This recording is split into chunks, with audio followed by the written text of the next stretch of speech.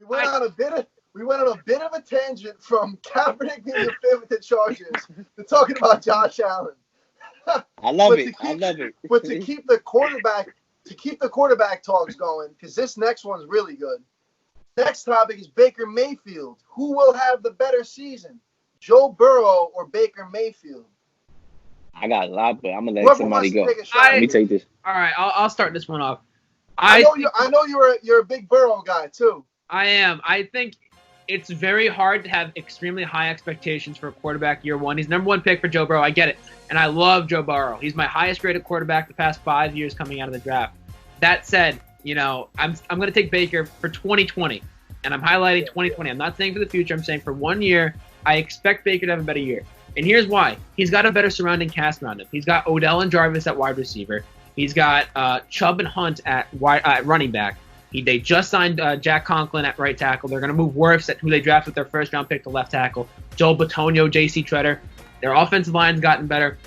A lot of good tools for Baker. I know he regressed year two, but I think with Kevin Stefanski, he's got to take that next step. He's got a lot of good tools around him. Baker's got to have a good year three, and then I'll have to start questioning about Baker's ability. Dalton. Yeah.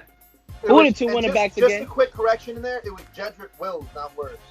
Thank you. Yeah, that's no problem. Appreciate it. Who are the two running backs that you just named? Dalton again. Run it by me again. Nick Chubb and Kareem Hunt. Top 5 running back. And Kareem Hunt, right? Top 5. Two 1,000-yard running backs, you would say, right? I would say Kareem Hunt's a top 10 running back in my eyes. So I would give nothing but praise. 1,000 yards each between the two? I would say 1,700. Definitely Chubb. Exactly. Definitely Chubb. Chubb takes the workhorse for that. He's a beast, man. Exactly. But I can see both running backs possibly. I can see Kareem Hunt getting close to that 1,000-yard mark, being a backup. So this is why I'm going to go with the contrary here and take Joe Burrow, because you alluded to that. Baker Mayfield has that surrounding cast. Yes, he may do better. His team may peep into the playoffs and get that last seed. But I'm looking at this question based on statistical stats. So because they have two possible 1,000-yard running backs to Baker Mayfield's disposal, means that Baker Mayfield won't have to do too much, which means Joe Burrow, who's a rookie, won't have to do a whole lot.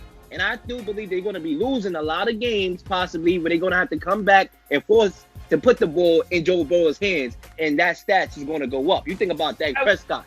A lot of people like to say, oh, well, he's not that bad. Look at some of his stats. A lot of his stats were stat padded. When they were getting smoked like barbecue on a daggone grill against the Packers, the brother threw for 400 yards in a loss. I can see Joe Burrow losing a couple games and throwing the football field and swinging it all over to those quality receivers. Don't get me wrong. Quality A.J. Green is a quality wide receiver. I think if he had a quarterback these years, he would probably be top 5 still. You still got Ross. You still got Boyd. And don't get me wrong, you drafted a nice rookie in T. Higgins as well from Clemson. Yeah. So I think that because of that, I can see Joe Burrow having better stats. I wanted to say I agree 100% what you said about Dak Prescott.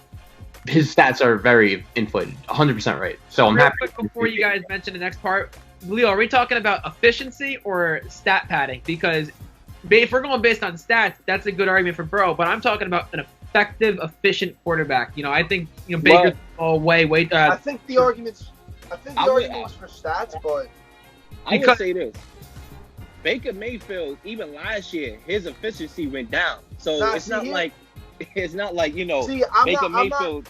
I'm not judging. I'm not going to judge Baker on that. 59 completion percentage, 21 touchdowns, 23 picks. We get it. He threw a good amount of picks. He wasn't that good. But look, when you're in the shotgun on 3rd and 2 throwing the football, I don't know what the hell you're thinking, because that's where you needed to get Kitchens the hell out of the kitchen. Let me just say this. Get him out of the kitchen. So I think that was a great move.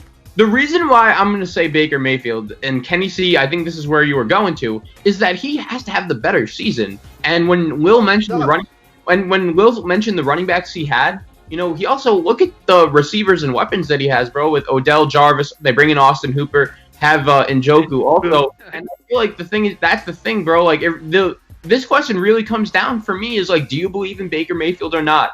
As you guys said, Freddie Kitchens was awful last year. We know that. He's gone now. Kevin Stefanski was a good OC, I think, in Minnesota. The Browns' offensive line last year was awful. They bring in the 2 very good offensive linemen. So I think it really comes down to that. Like, do you believe in Baker Mayfield or not? Yeah, I'm going to throw this in there. I think if you're comparing the two for who's going to be more effective and who's going to have the better stats, like you said, Zach, I think this is a bounce-back year for Baker. And also, when you're comparing the 2 offensive lines, we still have a big question mark for the Bengals offensive line. I remember when they drafted Higgins, I was like, geez, they blocked the big boy. They need an alignment. I don't know. Bobby Hart, not very good. At least they and look, thrown another Williams thing, back. Kevin Stefanski went out. I know you're a big coaches guy, Dalton. He went out and got one of the best O-line coaches in the league in Bill Callahan. From the So Reds. I think that was definitely another big move. Oh, yeah. Overall, Agreed. I want to see if A.J. Green can stay on the damn field, and I want to see if the O-line can actually block for Burrow. I would say this. You talk about coaches and Kevin Stefanski. Back on the Vikings when he was the offensive coordinator, the Vikings was a run-heavy team. I can see the Browns being a run-heavy team as well. And that's why I believe that because Burrow has to do more, he will have more production-wise as far as stats. And you also think about it.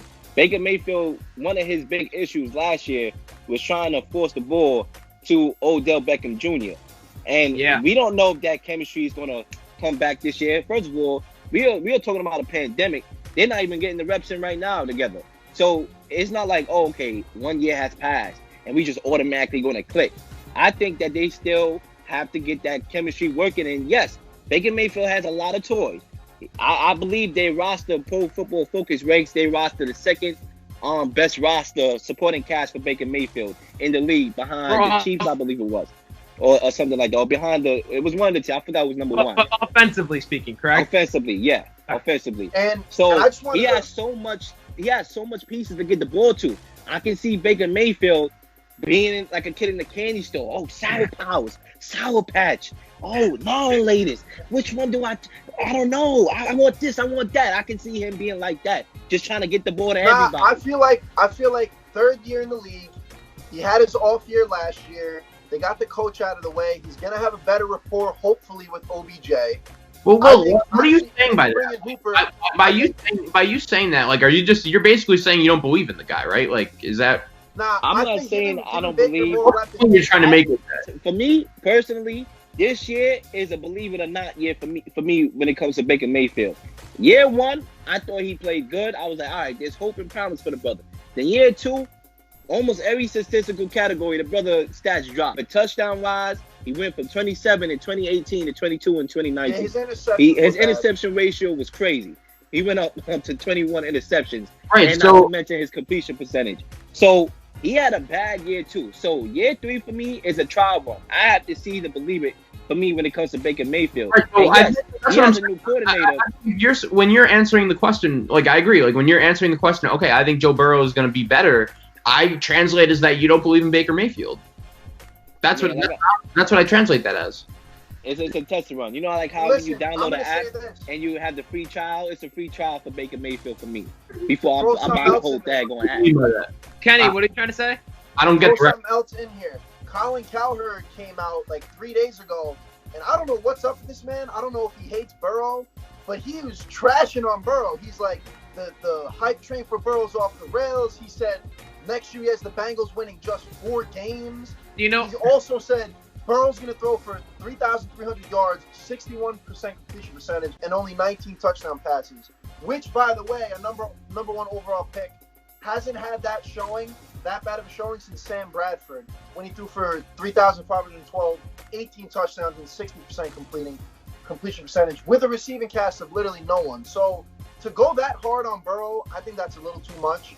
I do think he's going to have a solid season, and there's a lot of hype behind him. He just won the national championship, so the Bengals are ready to win. I don't think that's that crazy of a statement to make. Like, having the Bengals win 4 games, I think that's pretty accurate. That's not that bad, but I just think Burrow, he's gonna have a good stat year. I think it's gonna be neck and neck. Yeah, I don't think it will be Burrow's fault why they will go for and only win 4 games. I think it's because, like the Kyler Murray effect, we all in this Kyler Murray train as we should be. I am too, but they had a bad record last year, and that's because they didn't have that chemistry yet. And they didn't know how to win these close games that they were in, but they were competitive. They almost beat the 49ers in the 2 games they played. They could have won both of those games. And they blew the second one. So I would say this. The reason why I'm more on the Burrow train, right? I guess you could say in the long term, but I do believe we will have better stats. We have to look at personalities as well. Yes, Baker Mayfield said, "Oh, I'm going to do less talking and more action," but that's something I got to see to believe. With Burrow, I like his character. I believe he's a humble dude. He's a chill dude. It's a big factor.